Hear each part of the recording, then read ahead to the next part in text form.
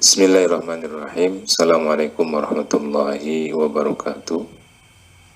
Sahabat semua, diskusi kita kali ini adalah tentang surat Al-Hujurat ayat 6.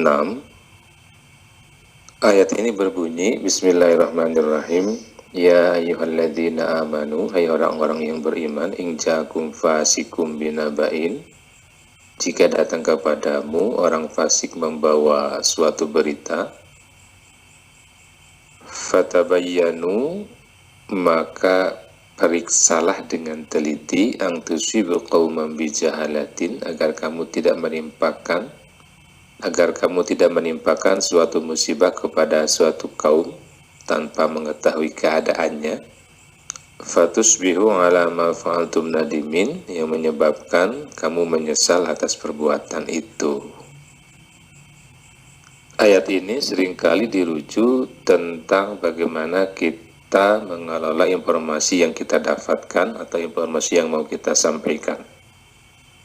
Didasarkan pada sebab turunnya, dalam ayat ini ada sosok penting yang menjadi bagian dari sebab turunnya, yaitu Al-Walid bin Uqbah, yang diutus kepada Bani Mustolak untuk memungut zakat. Singkat cerita, pergilah Al-Walid bin Uqbah ini menemui mereka.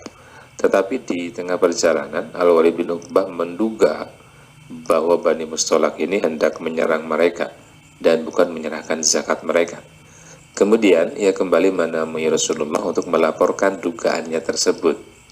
Kemudian Rasulullah mengutus Khalid bin Walid untuk menyelidiki keadaan sebenarnya dan membuktikan kebenaran berita Al-Walid, yang ternyata berita tersebut tidaklah benar, bahwa Bani Mustolak tidak akan menyerang dan justru menunggu utusan untuk menyerahkan zakat mereka. Sehingga dengan diteliti kembali berita itu, kemudian tidaklah terjadi perang untuk memerangi mereka yang tidak mengumpulkan zakat. Dalam ayat ini, hubungannya dengan pengelolaan informasi terdapat beberapa kunci. Pertama adalah fasik, yaitu orang yang sering dan berulang melakukan dosa atau kemaksiatan, walaupun yang dilakukannya adalah dosa kecil. Kemudian yang kedua adalah naba.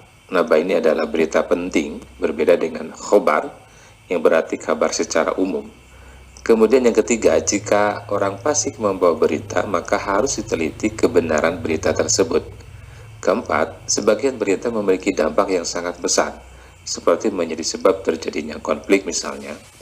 5, jika berita yang tidak benar tersebar luas, maka tentunya akan merugikan banyak pihak.